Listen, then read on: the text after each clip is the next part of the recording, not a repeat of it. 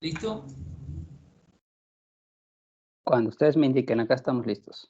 Bueno, primero agradecerte muchísimo que hayas aceptado la invitación del Tecnológico para participar en este ciclo de conferencias que estamos celebrando los 50 años de creación del Tecnológico de Tlalnepantla. Muchos de los invitados recibieron tu semblanza, pero pues aún así, como tal vez todos no la recibieron, me voy a tomar unos minutos para leer algunos datos de nuestro conferencista invitado del día de hoy. El doctor Efraín Mesura Montes es ingeniero en sistemas computacionales por la Universidad de las Américas Puebla, 1997. Maestro en inteligencia artificial por la Universidad Veracruzana, 2001. Y doctor en ciencias por el Centro de Investigaciones Avanzadas, de Estudios Avanzados de Investigación, por el Centro de Investigaciones y Estudios Avanzados del Instituto Politécnico Nacional, el CINVESTAP, 2004. Actualmente es profesor investigador del Instituto de Investigaciones en Inteligencia Artificial de la Universidad Veracruzana. Sus intereses en investigación son el diseño y estudio de algoritmos inspirados en la naturaleza, aplicados a resolver problemas de optimización.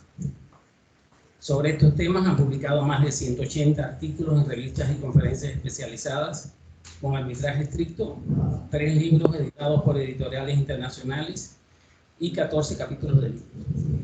De su trabajo se reportan más de 2.800 citas en el sitio de Web of Science y más de 9.000 en Google Académico. Es miembro nivel 3 del Sistema Nacional de Investigadores, es también miembro regular de la Academia Mexicana de Ciencias, miembro regular y miembro del Consejo Directivo de la Academia Mexicana de Computación y miembro del Comité Técnico Asesor de la Red CONACYT de Inteligencia Computacional Aplicada.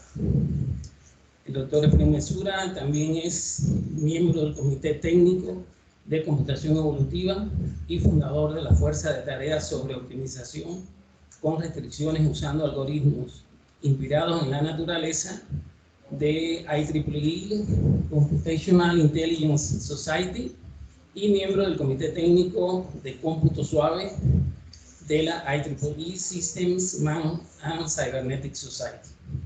También es editor asociado de las revistas IEEE Transaction on Evolutionary Computation, SWAN and Evolutionary Computation, también de International Journal of Dynamics and Control, y es miembro de los comités editoriales de las revistas Complex and Intelligent Systems y de Journal of Optimization. Fue además miembro de los comités editoriales de la revista Computational Optimization and Applications y Soft Computing. El doctor Efraín Mesura Montes ha dirigido o codirigido 18 tesis doctorales y 47 tesis de maestría. Y ha participado como sinodal en tesis de posgrado en México, Australia, Argentina e India. Una vez más, Efraín, bienvenido, muy agradecido de nosotros, y pues comienza con tu conferencia. Muchas gracias por la presentación al doctor Manuel Lazo, estimado amigo de la red ICA de Inteligencia Computacional Aplicada, y también al doctor Alejandro Rodríguez Molina, que amablemente me contactó para esta invitación. Bueno, pues vamos a hablar un poco de inteligencia artificial, pero tal vez de un tema que, bueno, últimamente ha cobrado relevancia, y es la cuestión de la creatividad en la inteligencia artificial. Por un lado, podemos asumir que la inteligencia artificial es inteligente, ¿de acuerdo? Valga la redundancia, pero no sé si nos hemos preguntado si es creativa, ¿de acuerdo? Entonces, sobre eso versa la charla para poder, pues, comentar algunas cuestiones al respecto y tal vez hacia el final, pues, que ustedes se establezcan algún criterio o tomen alguna posición, o los confunda yo más que lo que tal vez ahorita al inicio puedan estar. Bien. Entonces, brevemente la agenda de la charla. Primero es hablar brevemente de la institución donde yo tengo la oportunidad de trabajar. Después vamos a hablar de creatividad, precisamente. Vamos a tratar de definirla para entenderla y entonces hacer ese match con la inteligencia artificial y finalmente ver si el término creatividad artificial tiene sentido, ¿sí? Para ustedes. Vamos a ver cómo va el asunto. En mi caso, estoy en la Universidad Veracruzana. La Universidad Veracruzana es la universidad pública más grande del estado de Veracruz, cubre todo el estado, tiene sedes a lo largo y ancho de la zona. En el caso particular, el Instituto de Investigaciones en Inteligencia Artificial está en la zona montañosa central, en la capital, la ciudad de Jalapa, y ahí están las instalaciones, los nuevos edificios del instituto. Estamos estrenando edificios, estamos estrenando instalaciones en el campus sur de la Universidad Veracruzana, en la ciudad de Jalapa. Y ahí está ubicado el instituto. El Instituto de Investigaciones en Inteligencia Artificial hoy en día alberga 2 programas, una maestría en Inteligencia Artificial y un doctorado en Inteligencia Artificial. La Universidad Veracruzana, junto con, en su momento, con el Laboratorio Nacional de Informática Avanzada de LANIA, en 1994, noten el año, lanza su primer programa de maestría en Inteligencia Artificial, primero en México. Entonces, la Universidad Veracruzana, junto con el ANIA, pues fueron visionarios, fueron pioneros, cuando en el 94 pues no se hablaban mucho de inteligencia artificial. Ellos concibieron que el área merecía tener estudios de posgrado en el país y pues lanzan ese primer programa otra vez desde 1994. Y ya en 2012 también se funda y se establece el doctorado en inteligencia artificial, ambos dentro del Sistema Nacional de Posgrados del CONACYT. Bien, vamos a hablar ahora sí ya un poquito del tema y el asunto de la creatividad, ¿sí? Que como seres humanos pues se nos es familiar y creo que lo manejamos desde que somos pequeños, ¿no? Se habla mucho de que los niños son muy creativos o de que hay personas que son particularmente creativas en la labor que realizan. Pero bueno, vamos a ir desmenuzando el asunto. Entonces, ¿qué es creatividad? De acuerdo a la Real Academia de la Lengua, ¿sí? O capacidad de creación. Y son de esas definiciones que pues nos dejan un poquito en el aire porque ocupan la misma palabra para definir, ¿no? Entonces, pues entonces, ¿qué es crear y qué es creación? ¿De acuerdo? ¿Qué implica esto de crear? Bueno, entonces, si hablamos de crear, ¿sí? ¿Qué entendemos? Es producir algo de la nada. Eso lo podemos entender como una creación, como el acto de crear. Pero por otro lado, también podemos entenderlo como establecer, fundar, introducir por primera vez algo, ¿de acuerdo? Entonces, es, de acuerdo a la definición, que algo lo generemos de la nada, ¿sí?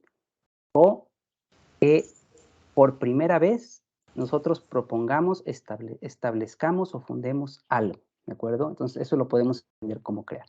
Entonces, ahorita ustedes pueden ir pensando tal vez algunos ejemplos de qué podría ser este acto creativo, ¿sí? Y bueno, con esto nos vamos dando un poquito más la idea de lo que entendemos por creatividad, ¿de acuerdo?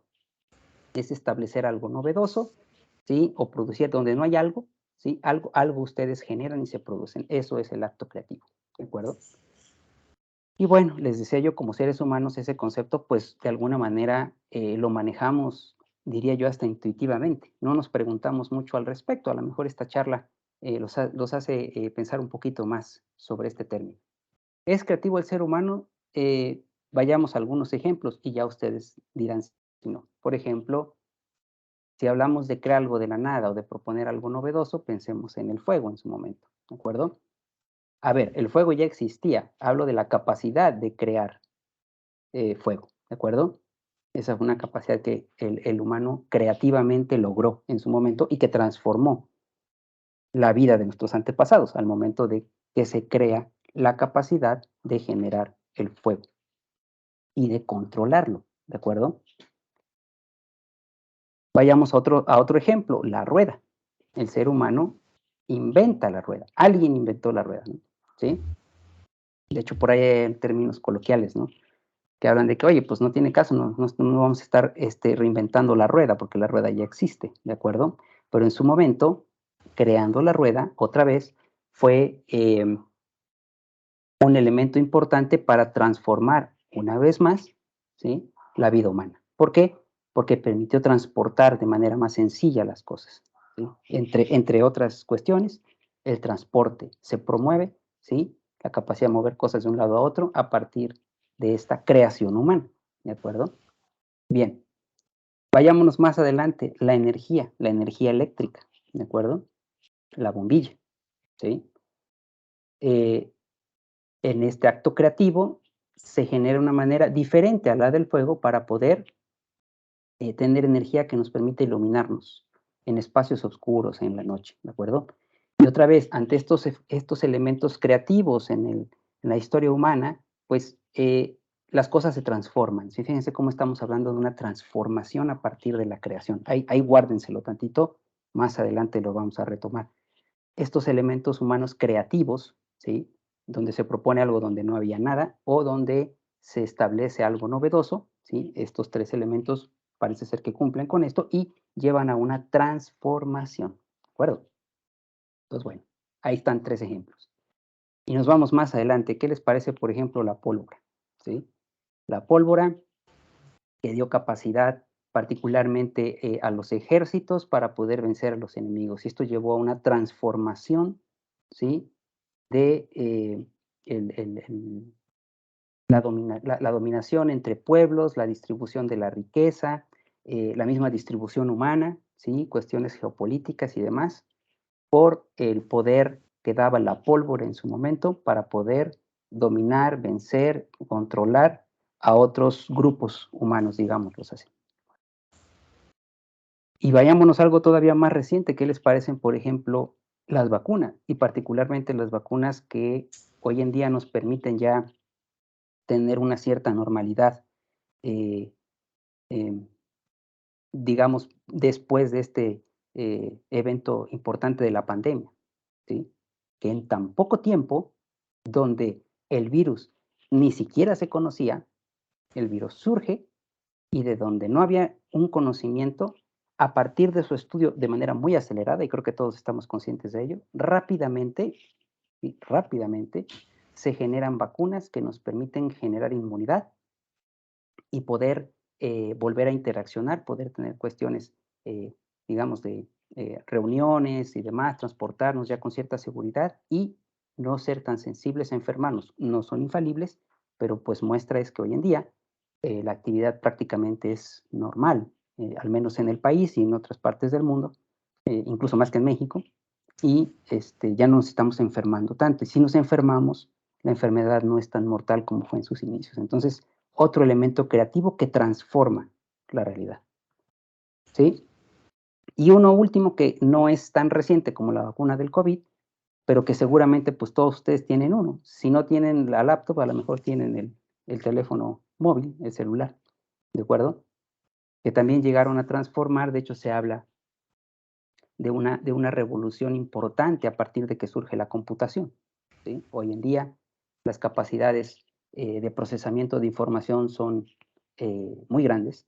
La computación ha evolucionado muy rápido, ¿sí? De los primeros padres de la computación, de los 20, 30, ¿no? Cuando tenían 40 que tenían máquinas enormes, y como hoy en día, teniendo en un dispositivo tan pequeño como en un celular, tenemos una capacidad de procesamiento de información inmensa, aparte de dispositivos que nos permiten generar datos de diferente índole, como imágenes, video, voz, etcétera, ¿sí? Entonces, ese es otro elemento que se crea en su momento y que transforma. Todos son creaciones humanas, ¿de acuerdo? Bien. Entonces, entendiendo qué es creatividad y después mostrando algunos ejemplos importantes, obviamente no son los únicos, y se siguen generando muchos más. Ahora vamos a hablar de inteligencia artificial para después hacer esa conexión, que es la que queremos eh, eh, promover en esta charla. La inteligencia artificial es un área pues que hoy en día ha cobrado mucha relevancia, de la cual muchos de los elementos cotidianos que utilizamos tienen elementos de inteligencia artificial, a lo mejor no nos damos tanta cuenta. Pero bueno, la inteligencia artificial desde sus inicios ha sido un área muy polémica, un área cuestionada, ¿sí? Y de hecho difícil de definir. ¿Por qué es difícil definir inteligencia artificial? Porque si queremos definir inteligencias secas, ya desde ahí tenemos un problema. De hecho, se habla de diferentes tipos de inteligencia, no de una inteligencia única. Entonces, la inteligencia es un término que podemos considerar hasta cierto punto ambiguo. Por lo tanto, cuando queremos definir inteligencia artificial, pues la cosa se pone todavía más ambigua. ¿sí? Si ustedes van a la literatura, a los libros de inteligencia artificial, se van a encontrar que cada libro trae su definición o grupo de definiciones. Entonces, eso hace que sea un área complicada de definir. Eso no ha impedido su desarrollo, pero sí su definición y su establecimiento como tal. Yo hoy les propongo una definición que a mí me gusta mucho porque la enmarca precisamente dentro de ciencia de la computación.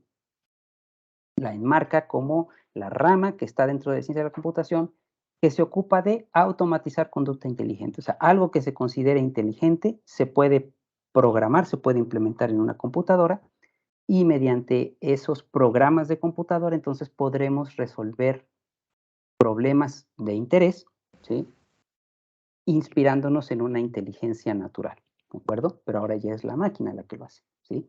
De nuevo, esta es una definición de muchas que hay, pero creo que nos permite entender que el asunto se trata de que ocupando las computadoras, principalmente las máquinas, podamos automatizar algo que sea inteligente, algo que sea interesante, ¿de acuerdo? Ni siquiera inteligente, interesante. Bien, les decía yo que la inteligencia artificial es polémica, y es polémica porque hay gente que está a favor y hay gente que está en contra de ella, ¿sí? Ejemplos de posiciones a favor, la que les muestro ahí, Alan Turing, por ejemplo, ¿sí? Que establece que la inteligencia, en sus artículos en su momento, él establece que se puede tener una máquina inteligente. Y tan lo creía Turing que establece una prueba para determinar que una máquina, en este caso un programa de computadora, es inteligente o no. La famosa prueba de Turing, ¿sí? Que sin entrar en muchos detalles, es que un humano va a interaccionar con dos elementos, uno un humano y otro un programa que se comporta como humano, pero lo hacen vía un chat de solo texto, ¿no? No se pueden ver. Y el interrogador va a interaccionar con el humano, con el programa de computadora, y si después de un tiempo de que están interaccionando vía texto con preguntas, que obviamente el interrogador lo que trata es identificar cuál es el humano y cuál es la máquina, si no logra diferenciarlo, entonces, de acuerdo a Turing, ese programa de computadora es inteligente porque se comporta tal cual como un humano. Entonces, Turing establece una prueba y considera como factible la inteligencia artificial. Pero vayámonos al otro lado, ¿qué hay de las posiciones en contra? ¿Sí? Filósofo contemporáneo John Searle ha propuesto lo que él llama la prueba del cuarto chino.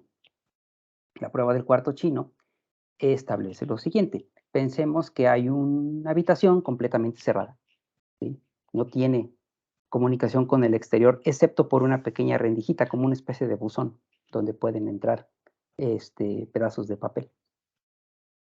Dentro del cuarto chino hay una persona que no habla, que no entiende absolutamente nada de chino, como tal vez muchos de nosotros, ¿sí? Pensemos en nosotros estamos que no entendemos chino. Si hay alguien que sabe chino, bueno, pues no aplica para la prueba, pero pensemos que no lo sabemos, entonces estamos dentro del cuarto chino y no sabemos absolutamente nada de chino. Sin embargo, al ser el cuarto chino, tenemos a disposición ciertos elementos, no sé, pedazos de papel o pósters donde está la información de equivalencia de signos, que ante un cierto símbolo, digamos, el símbolo que correspondería de respuesta es otro símbolo, sin entenderlo. Simplemente me dice que si aparece este símbolo, que corresponde a este, pero yo no entiendo nada. ¿De acuerdo? No entiendo absolutamente nada. Fuera del cuarto chino está un chino, que obviamente habla, escribe y entiende perfectamente el chino. Entonces, lo que establece el filósofo es, ok, entonces la persona que está afuera escribe un mensaje en correcto chino y lo pasa por la pequeña rendija. La persona que está dentro del cuarto lo recibe, ¿sí? No entiende absolutamente nada, pero mediante estas tablas de equivalencia de correspondencia de los signos, entonces puede escribir un mensaje de respuesta, dados los símbolos que aparecen ahí, en correcto chino, ¿de acuerdo? Pero no entiende absolutamente nada. Entonces, escribe el mensaje de respuesta en correcto chino sin entenderlo y se lo puede regresar a la persona que está afuera, al chino. El chino lo recibe y recibe una respuesta en correcto chino. Por lo tanto, la persona que está afuera considera que lo que está allá adentro habla perfectamente, entiende y escribe correctamente el chino. ¿De acuerdo? La reflexión termina de la siguiente manera. ¿ustedes consideran que la actividad que está haciendo la persona que está dentro del cuarto chino, ¿sí?, es inteligente, sí o no?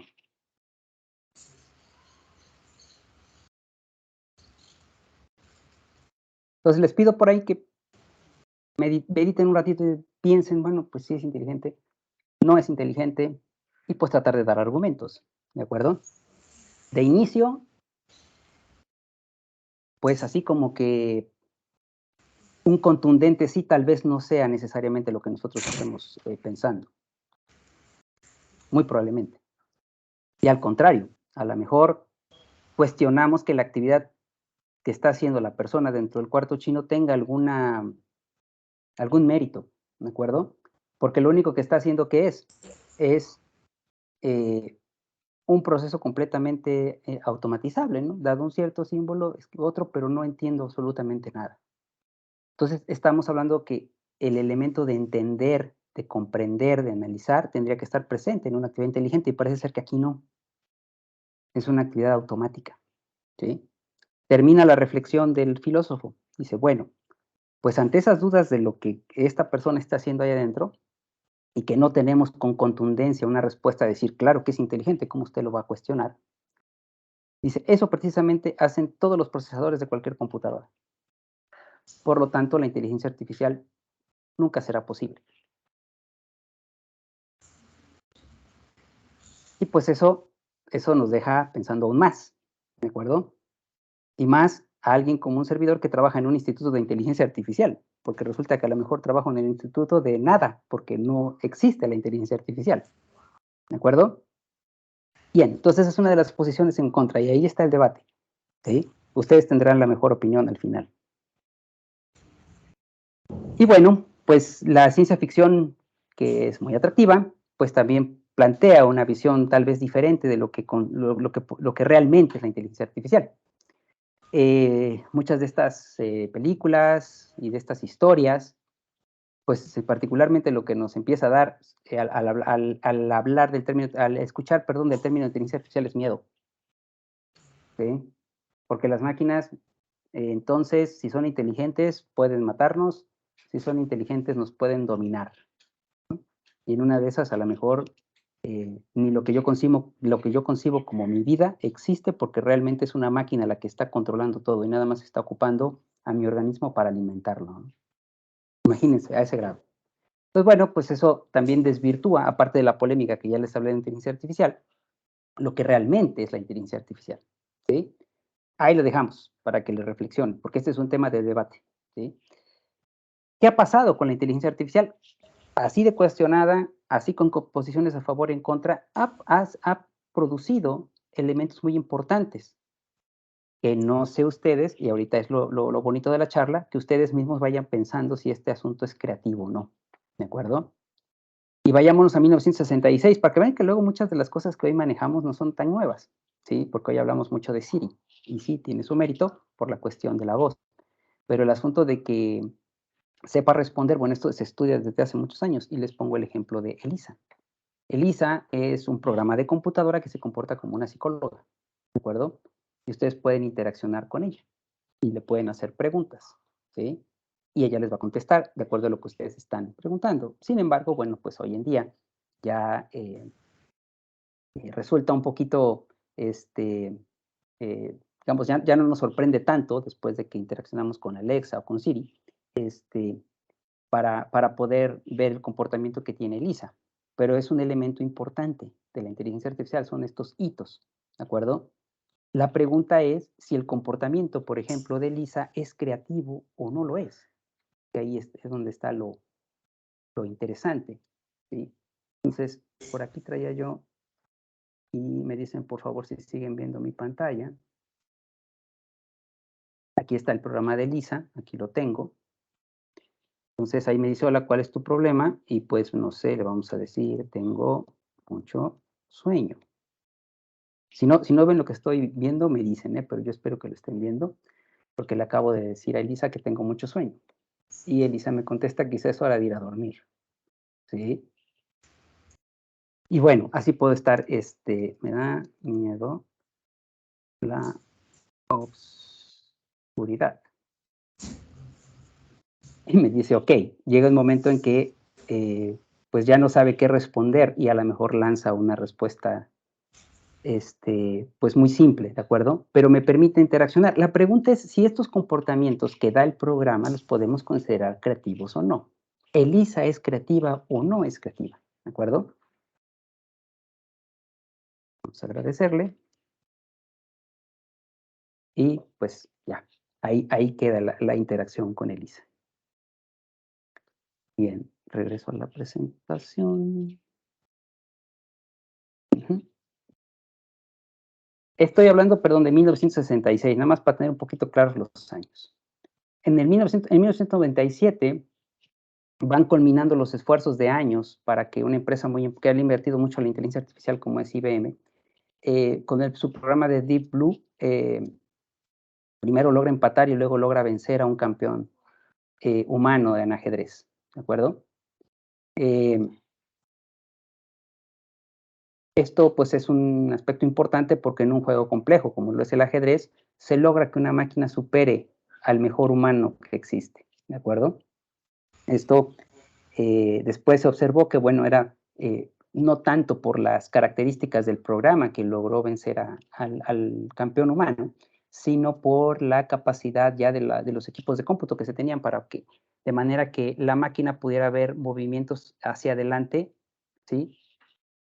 En mayor número que lo que el campeón humano lo podía hacer, de acuerdo a su capacidad. Entonces, se logra, digamos que en una partida de ajedrez, la máquina venza al humano. Otra vez, pensemos si entonces, por ejemplo, Deep Blue lo podemos considerar creativo. En 2005, DARPA establece una competencia de vehículos autónomos, ¿de acuerdo? En 2004 fue una versión inicial donde ningún vehículo completó el recorrido que habían establecido en el desierto de Mojave. En 2007 ya estaban empezando a generar vehículos autónomos en el ambiente urbano, ¿sí? Y esto ha seguido evolucionando hasta que hoy en día vemos, todavía no en las calles, pero bueno, es un problema bastante complejo, que es factible que tal vez en algún momento podamos tener vehículos con autonomía y que no requieran de un conductor, ¿de acuerdo? Entonces, pues también podemos preguntarnos si este asunto de los autos autónomos tiene algo de creativo o no. En 2011, IBM, otra vez, ahora con su programa Watson, logra ganar una competencia de Jeopardy. Este concurso de Jeopardy está basado en el lenguaje, ¿sí? Ahí el programa tenía ya que interaccionar, ¿sí? En el programa. Y bueno, pues está por ahí el video, de hecho ahí queda la liga de YouTube, donde está el video en el momento en el que Watson le gana a estos campeones humanos de Jeopardy, ¿sí? Entonces, bueno, vemos cómo van avanzando tal vez lo complejo de los problemas que la IA empieza a resolver. La pregunta es si esto lo podemos considerar creativo o no, que viene por parte de creatividad de la inteligencia artificial. Y bueno, por ejemplo, en 2012, esta área del deep learning logra reconocer de manera muy eficiente, por ejemplo, gatos en un conjunto inmenso de imágenes. Se establece entonces que el deep learning puede llevar a programas de visión por computadora que van a ver mejor que los humanos, ¿sí? Y se establecen challenges con los que estos elementos como ImageNet. Y bueno, en 2016, DeepMind, con su aplicación de AlphaGo, logra vencer ahora al campeón en otro juego que se considera más complejo que el ajedrez, que es el Go, ¿sí? Entonces, eso se logra en 2016.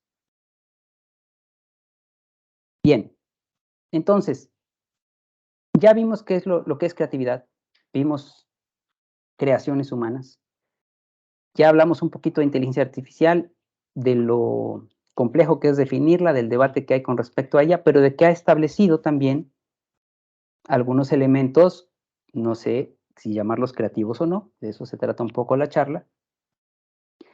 Y con esto, ahora la intención es ver si podemos hablar de creatividad artificial, ¿de acuerdo? para ver si es creativa efectivamente la IA. Bien, ahí otra vez están algunos elementos de la creatividad humana, ¿sí? Y los contrastamos con algunos de los elementos de la, y lo pongo entre comillas, creatividad artificial. ¿De acuerdo? Entonces, tal vez ustedes ya se estén formando una opinión y digan, bueno, es que estos elementos artificiales pues realmente no son creativos por esta y por esta otra razón, o dirán, no, bueno, pues dadas las características que tienen las creaciones humanas, pues estas creaciones artificiales pues también podrían considerarse creativas por esto y por el otro. Bueno, pues la realidad es que incluso ya en sitios, por ejemplo, famosos de aprendizaje en línea como Coursera, ya hay cursos sobre creatividad artificial. O sea, ya pueden estudiar ustedes creatividad artificial. Entonces, hay una parte, aquí yo creo que el mensaje es que hay una parte ya en la sociedad que está considerando esto como factible e incluso que se puede enseñar. ¿De acuerdo? Sí. ¿Y qué se enseñan en estos cursos? Pues si uno va a los contenidos de estos cursos, se enseñan cuestiones que se ven tradicionalmente en programas de licenciatura o de posgrado hoy en día que tienen que ver con computación, con ciencia de datos, con inteligencia artificial, con machine learning, etcétera.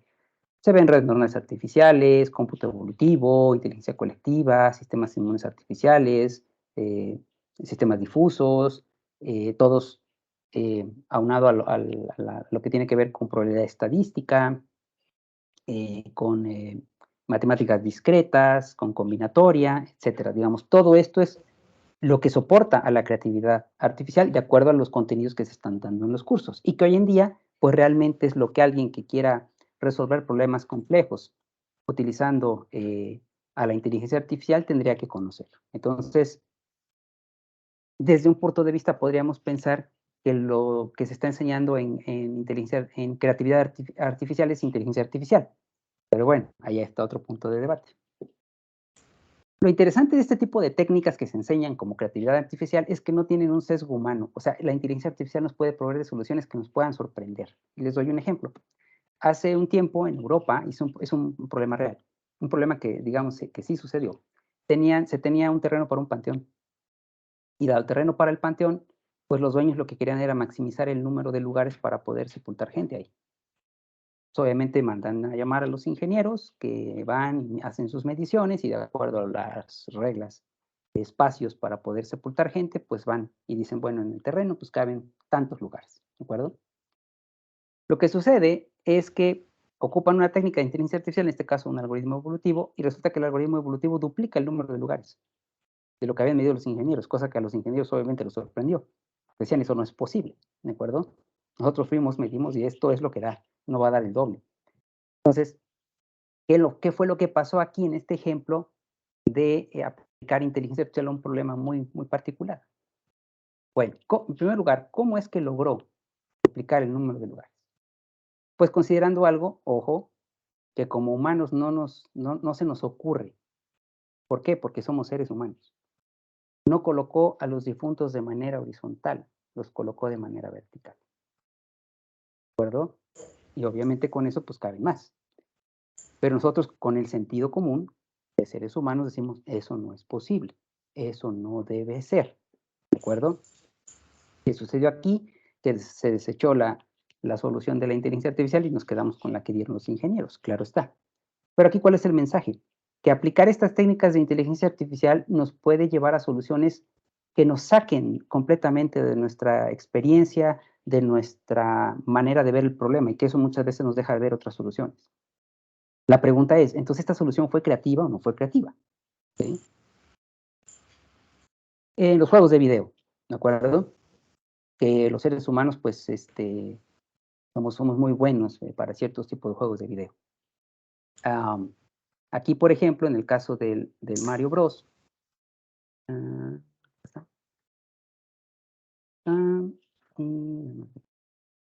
Silencio, poner grandote. Y aquí el ejemplo, y esto ya es, digamos, es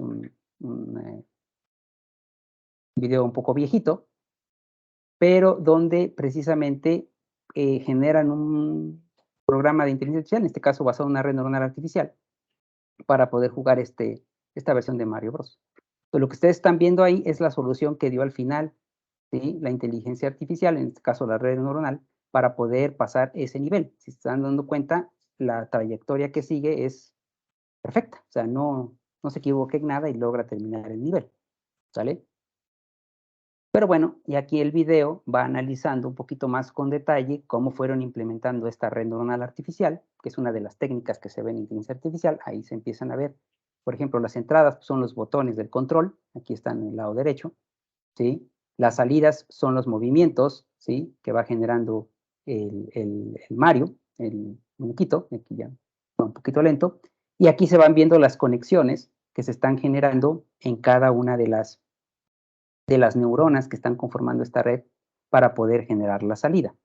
Obviamente, lo que ustedes están viendo aquí ya es la versión final del video, ¿de acuerdo? ¿Sí? Donde ya vamos viendo que no se equivoca en nada. Esto llevó a un proceso de aprendizaje, el famoso aprendizaje computacional, que es lo que es la base, digamos, del machine learning hoy en día, que es, digamos, de las áreas de la inteligencia artificial, que yo creo que es la que la ha relanzado, aunque hay otras áreas de la inteligencia artificial que tal vez no están tan en boga, pero también son de interés. Entonces vamos viendo las salidas, vamos viendo el comportamiento de las conexiones neuronales y las entradas que son el oprimir los diferentes botones y los botones del control, ¿de acuerdo? Entonces, la pregunta aquí es, ¿ustedes consideran que dado que aquí la inteligencia artificial generó automáticamente, lo pongo entre comillas, automáticamente, esta solución, este camino, esta forma de jugar es creativa? ¿Sí? ¿O no lo es? ¿De acuerdo? Otra vez, porque lo vemos que pues sí lo logra hacer, ¿no? Obviamente pasó por un proceso de entrenamiento, se fue equivocando. Vean aquí cómo va paso a paso, ¿no? Va probando cada una de las entradas y el muñequito se empieza a mover. Y va probando hasta que llega un momento en que pierde y entonces con base en eso aprende, ajusta las conexiones y lo vuelve a intentar, ¿sí?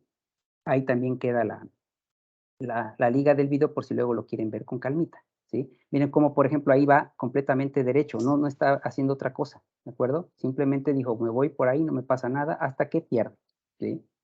Entonces ahí es donde empieza a ajustar y dice, no me tengo que ir derecho, tengo que hacer otras cosas, ¿de acuerdo? Para poder librar esto. Y ahí empieza a ir derecho, pero empezará a jugar con otras entradas para poder mejorar el desempeño en el juego. ¿Vale? Pues, bien. Entonces, los juegos de video, bueno, ¿hay creatividad en ese sentido?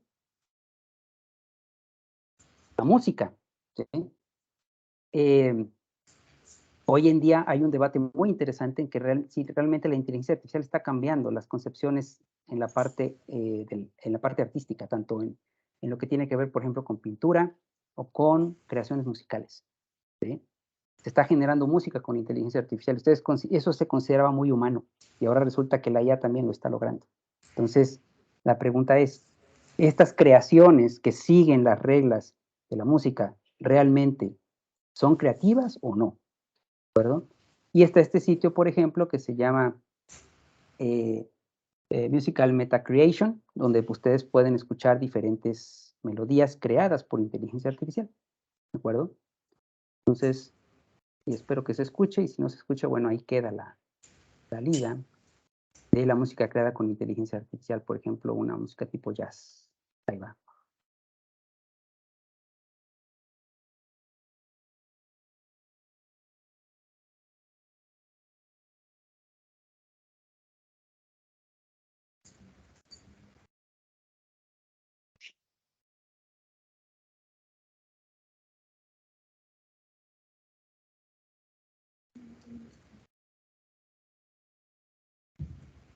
No se escucha, Efraín.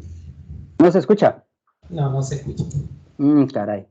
Bueno, de todas maneras, para no atrasarnos más, dejo ahí en el video se va a quedar la liga, porque de hecho este es un ejemplito, ¿sí?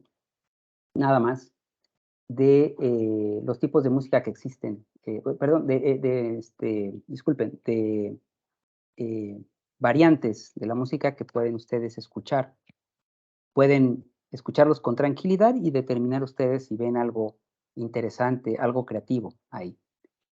Y ya para ir finalizando, hay sitios como este Artbreeder que combinan imágenes para generar nuevas. Y ahora ya están muy de moda estos sitios donde tú puedes poner una frase y la inteligencia artificial construye una obra, ¿sí? Con respecto a lo que tú estás poniendo. Por ejemplo, puedes poner un perro en la luna disfrutando de la mañana. Y la inteligencia artificial construye algo que considera estos elementos, ¿de acuerdo? Entonces, ahora lo podemos ya no tan solo escuchar, sino incluso ver creaciones que vienen de la inteligencia artificial. Por ejemplo, este sitio de Artbreeder combina esta imagen de este perrito con esta burbuja y pues genera esto, ¿de acuerdo? Entonces, pero eso lo hace la IA, no lo hace el humano. Entonces, la pregunta es si esto se puede considerar arte, ¿sí? Arte creativa. Y bueno, hay competencias, incluso como los Homies, que es una competencia que se hace cada año en el Congreso de Computación Evolutiva que se llama GECO, donde precisamente se premian a aquellas creaciones que vienen, en este caso de computación evolutiva, que logran ser mejores que los mejores resultados que ha obtenido un humano en algo particular, incluso con cuestiones patentadas, ¿de acuerdo? Entonces se empiezan a patentar cosas que vienen generadas de la inteligencia artificial, ¿sí? Ha habido trabajos con la emergencia de la pandemia, por ejemplo, para sistemas recomendadores de COVID. Este, de hecho, ganó el primer lugar en 2020, para poder generar un pronóstico de acuerdo a los números de casos y a las características de las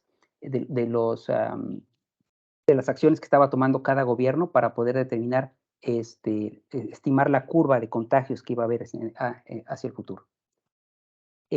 Otro elemento que de hecho también lo trabajamos acá, es decir, lo trabajamos aquí en el instituto, es generar datos artificiales. Hay conjuntos, hoy en día se trabaja mucho con datos y hay muchos dominios de aplicación con que tengas pocos datos puedes generar un buen modelo, pero hay problemas donde necesitas grandes volúmenes de datos para tener un buen modelo, ¿sí? Y desafortunadamente no en todos los dominios de aplicación hay suficientes datos. Pensemos en el dominio médico, por ejemplo, donde hay muchos datos de gente enferma, pero pocos de gente sana. Entonces, los algoritmos de inteligencia artificial pues no hacen magia, simplemente aprenden de lo que tienen. Y si hay muchos casos de enfermos, aprenderán a reconocer enfermos, pero no a reconocer sanos. Y esto ante un diagnóstico puede ser riesgoso. Entonces, cuando requerimos grandes volúmenes de datos y no pocos, hoy en día lo que se ocupan son las famosas, entre otras técnicas, las redes adversarias, que son redes neuronales artificiales. En este caso los ocupamos, por ejemplo, para imágenes de rayos X de COVID, de pacientes sanos, enfermos y con neumonía. Lo interesante aquí es que ya sea el conjunto de la izquierda o el conjunto de la derecha, ¿sí? No les digo cuál, está generado de manera artificial a partir del conjunto real. O sea, uno es un conjunto real y el otro es un conjunto artificial, ¿sí? Yo sé que no, tal vez, y me atrevo a decirlo, en todos nosotros, pues nuestro ojo no es experto para este tipo de imágenes y no los podemos diferenciar. Un experto sí podría determinar tal vez con mayor facilidad cuáles son las artificiales de las reales. Entonces aquí esto te permite incrementar tu conjunto de datos para poder hacer un mejor pronóstico, una mejor clasificación, una mejor predicción, ¿de acuerdo? En este caso, un mejor diagnóstico, ¿sí? Y bueno, estas redes adversarias, lo interesante es que permiten generar datos artificiales, no tan solo en el dominio médico, ¿no? Incluso están estos sitios de estas imágenes de personas que no existen y las generó la inteligencia artificial, ¿sí? En colaboraciones que tenemos con el CIDETEC del Politécnico, también hemos trabajado, por ejemplo, con el diseño de mecanismos, ¿sí? Por ejemplo, de brazos robóticos. Aquí, en este caso, en esta colaboración con los colegas que aparecen ahí abajo, se está generando la topología, digamos, el número de barras y su configuración para poder seguir estos puntos que ustedes ven aquí, ¿no? Y conforme va pasando el proceso, ¿sí? La inteligencia artificial va encontrando cada vez una mejor solución, si se van dando cuenta, ¿sí? Aquí la pregunta otra vez es, ¿el diseño de este mecanismo de barras, ¿sí? ¿Lo podemos considerar una creación artificial o realmente no lo es? ¿De acuerdo? Y al final, cuando queda la configuración y se construye, decimos, ah, mira, esa creación artificial está muy bonita, ¿no? O muy funcional. ¿Lo podemos decir, sí o no? Y bueno, hay una tendencia positiva, ¿sí? En estas cuestiones de creatividad particularmente en arte, ¿sí? Vean, por ejemplo, ya hay como números especiales, ¿no? De inteligencia artificial, en complejidad, en arte, música, juegos y diseño, ¿sí? O sea, como que se asume que la inteligencia artificial es posible, ¿sí? De hecho, hace no muchos meses, la revista The Economist saca esta portada en uno de sus números, ¿sí? Y se pregunta ya cuánto realmente esta inteligencia artificial va a poder cambiar la visión de creatividad. Y les digo, hoy en día ya está el debate con los artistas, que si están considerando que lo que la inteligencia artificial está generando es creativo, es artístico, vale la pena o no vale la pena. Por otro lado, hay voces muy autorizadas, por ejemplo, como el doctor López de Mántares, que es una autoridad, es un español, una autoridad en inteligencia artificial. Dice que la inteligencia artificial va a ser aparentemente creativa, pero no realmente creativa, y da esas razones. A ver qué opinan ustedes. Dice la carencia de intencionalidad. La IA no trata de ser creativa, el ser humano sí. ¿Sí? Y por otro lado dice, nosotros como humanos vamos a ser renuentes y no le vamos a dar el derecho a la IA de que sea creativa, no lo vamos a considerar, ¿de acuerdo? ¿Sí? Y finalmente dice, la inteligencia artificial no es consciente de sus logros, no va a decir, ay, qué bonito me quedó el brazo robótico, mira que estoy bien feliz hoy. Y le va a platicar a su papá inteligencia artificial, mira qué bien me quedó lo que hice hoy, no tiene ninguna conciencia. ¿Sale pues? Entonces, pues la cosa está interesante, ¿sí? Hay posiciones a favor y hay posiciones en contra. La charla no tiene la intención realmente de establecer un posicionamiento sobre esto es factible o no, es para que tengan elementos y ustedes decidan. Al final, ¿sí? Será interesante ver cuál es digamos, la idea que domina, si la creatividad artificial es factible o no es factible. ¿Y qué creen? Pues ya estamos en otro debate y no acabamos de resolver que es el de la inteligencia artificial, es posible o no es posible, y ahora ya nos metimos en otro, ¿de acuerdo? Pero así es esto, ¿sí? Entonces, las cosas siguen poniéndose muy interesantes y pues creo que nos está tocando a nosotros vivir una etapa muy interesante de la humanidad con estos dilemas que se están dando hoy en día. ¿Sí? Lo importante, como siempre, jóvenes, es estar informado, tener elementos para poder decidir y no nada más basarse en lo que digan por ahí las redes sociales, sino basarnos un poquito más en elementos fuertes para poder tener una idea. Y bueno, pues, finalmente, todos estos elementos que ustedes ven aquí, pues tienen que ver con ciencia y pues siempre mi invitación va a ser hacer buena ciencia, porque eso nos permite explorar áreas del conocimiento que nadie conoce. Entonces, podemos hacer la tarea como la que está haciendo la persona que está en este lugar, que está en una posición donde nadie está. Eso es lo bonito, lo hermoso que da la ciencia. Te permite estar en lugares donde nadie ha estado porque tú eres el primero que está dando esos pasos en esa área de conocimiento. Entonces, si están haciendo ciencia, no dejen de hacerla. Y si no la están haciendo, pues, ¿qué esperan? Muchísimas gracias y estoy atento a sus preguntas. Muchas gracias. Bueno, si alguno de los presentes quiere hacer alguna pregunta, algún comentario.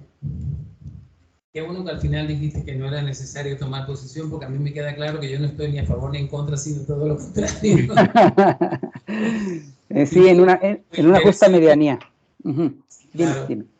Pero digamos que yo soy de los que no soy muy partidario de las etiquetas, ¿no? Yo digo, pues si es útil, adelante. Y otros que se dediquen al tema de las etiquetas, pero de cualquier manera es un tema muy interesante, muy interesante.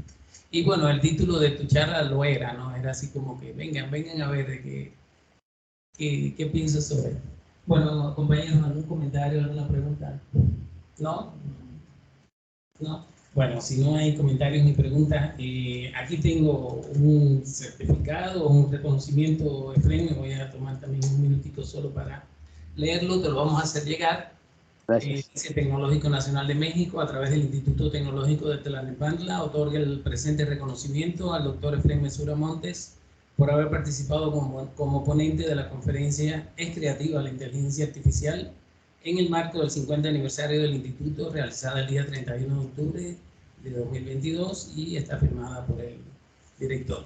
Te agradecemos muchísimo. Te quiero comprometer a que nos des otra charla sobre los algoritmos bio bueno, no solo bien inspirado, porque no solo, bueno, ya yo no me dedico a ese tema, pero hace rato que me rebasó. Entre los algoritmos, todos conocemos redes neuronales, todos conocemos, alguna vez hemos oído hablar de algoritmos genéticos, pero luego empiezan que los basados en enjambres, que los basados en colonias de hormigas, que los basados en física. Entonces, pues también hay un universo, yo creo que emocionante. En ese punto me encantaría, Efraín, que nos aceptara próximamente una invitación a que nos hables de ese tema del cual yo sé que también eres experto. Sí, muchísimas gracias por las palabras, muchísimas gracias por lo del reconocimiento, lo agradezco mucho otra vez la oportunidad de platicar con ustedes. Sí, claro, hay un crecimiento exponencial de este tipo de algoritmos, hoy en día hay muchos tipos, y por ahí creo que hay que hacer una reflexión realmente si tanto es, o sea, si esta gran cantidad realmente es lo que queremos, o queremos cantidad o calidad, ¿no? Por ahí hay todo un debate, hay posiciones a favor y en contra. Digo, para seguir hablando de debates, ¿no? Pues ahí me invitan y ya les platicamos ahora del debate de los algoritmos con diferentes metáforas que los inspiran y que pues hoy en día están por todos lados y bueno, creo que ahí podríamos también hablar al respecto para poder tomar una posición informada, ¿no? Claro que sí. Muchísimas gracias, Efraín, y pues vamos a otorgarte otro aplauso. Muchas gracias, muchas gracias. Bueno, con esto terminamos y vamos a parar la grabación. Te mando un abrazo, ¿no? Ojalá nos veamos pronto. Ojalá así sea, Manuel. Muchísimas gracias, gusto en verlo y pues muchas gracias por tenerme aquí, jóvenes. Que tengan un buen día y acá estamos al orden en la ciudad de Jalapa. Que tengan buen día. Buena semana.